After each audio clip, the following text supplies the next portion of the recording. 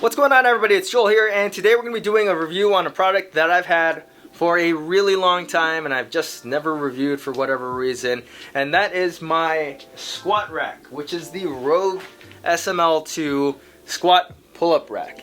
This has been the squat rack that Rogue has been restocking constantly, pumping out, and I think the reason for that is because this is the most well-rounded squat rack that you can get for the money that has a pull-up bar on it. I also do have the SML-1. That's what I was using before I brought my SML-2 here, and there's a lot of similarities between the two squat racks. The only difference is that the S1 is obviously a little bit shorter and doesn't have a pull-up bar option. But anything that you hear from this review, you can take and apply to the S1 because it's pretty much identical as far as like the build quality goes and pretty much the performance, other than the fact that you can't do pull-ups on it.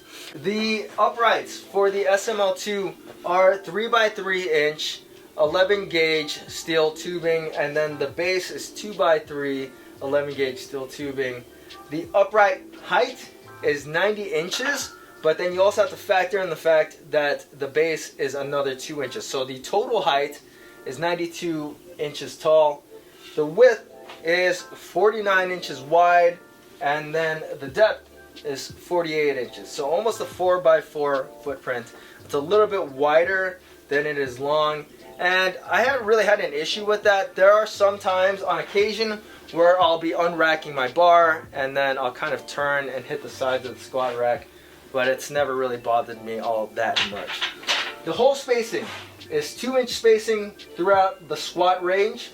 And then when you get to the bench range, it switches over to the west side pattern, which is 1-inch spacing. And that's really nice to have for a little bit more adjustability when you're doing your bench press. The J-hooks are really beefy and are UHMW lined, so that will definitely protect your barbell, though this front part is not lined and can still scratch and damage your barbell if you are not careful. You can also get a variety of attachments. You can get different J-cups if these ones weren't good enough for you. You can get the little monolift if you wanted to get that as well. And then you can get like the Matador, the dip bar. I do have the weight storage pegs on this, and I think if you're looking for something to store weight on, these are fine. But if you're looking for something to like weigh down your squat rack, then I would recommend that you just got sandbags and just laid them on the corners. If you wanted to do any kind of kipping movements, you can definitely do kipping pull-ups on the Rogue SML-2 if you just have some weight on the base of it. It doesn't really rock it around too much. I mean, you can kind of do kipping movements without any weight on it, but you just have to lessen your kip a little bit more. What I would recommend is you just went to Home Depot, just got some playground sand, just plop them on the corners. It's like $5 a bag, and that does a really good job in securing the base of the SML-2. You can also get some wheels for the SML-2. I had them on my S2, but you also have to keep in mind that when you have the wheels on the SML-2 or the S2, you will have to have quite a bit of space to tip the actual squat rack over before you can kind of get it moving around. There's also the option to bolt the SML-2 down if you have the kit, and I would definitely recommend that if you're looking to do a lot of bar muscle ups on this particular squat rack.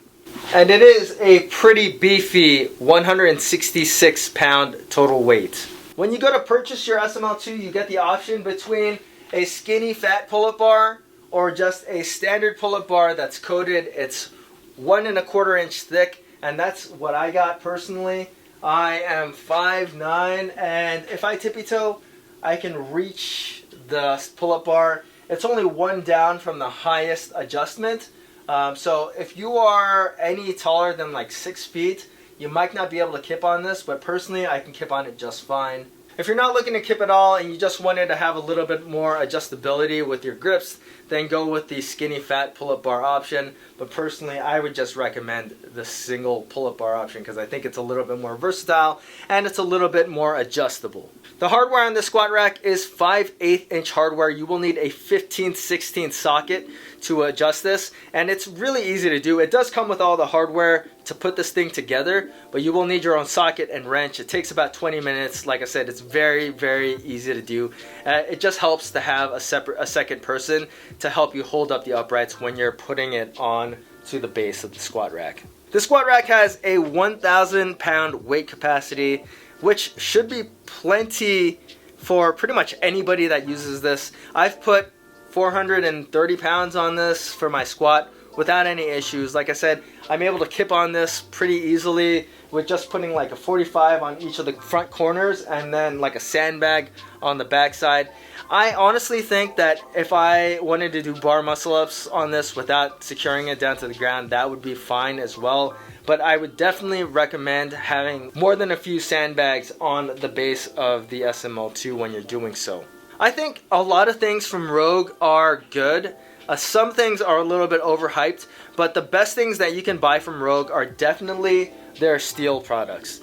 I've had multiple squat pull-up rack combos. I've had the Rogue S2, I've had one from Pure Strength, I've had the Titan one, and I've had one from Fringe Sport, and nothing even comes close to the SML-2. This is by far the best squat pull-up rack option that money can buy right now. And it's actually pretty affordable. It's $445 for this setup. It does not include shipping, and shipping is typically around 60 bucks. So all in, you still have the best squat pull-up rack option for a little bit over $500, which I think is a bargain considering the performance and the longevity and resale value that you're gonna get from the Rogue SML-2. I think Rogue's durability is unmatched. The fit and finish of their products is excellent. This actual squat rack, before I bought it off of my friend, was sitting out in his front yard in boxes for like 2 years. It got rained on, pretty much was just outside, just in cardboard boxes, and it looks brand new. I was scared when I pulled it out of the box, but after I did, I was surprised at how little the weather did to it. It's like a brand new looking squat rack. And that's just a testament to the quality that goes into Rogue steel products. So if you're in quarantine mode and you're looking for a squat rack and you want the best one out there, I honestly think the Rogue SML-2 is the best that you can get if you're looking for something that has the squat pull-up rack option. If you're looking for just a squat rack, then the SML-1 is a beefy, thick boy squat rack, and I definitely recommend that one as well. So if you guys have any questions about the Rogue SML-2, feel free to leave them in the comment section. And as always guys, please hit that like button, subscribe, and thanks for watching.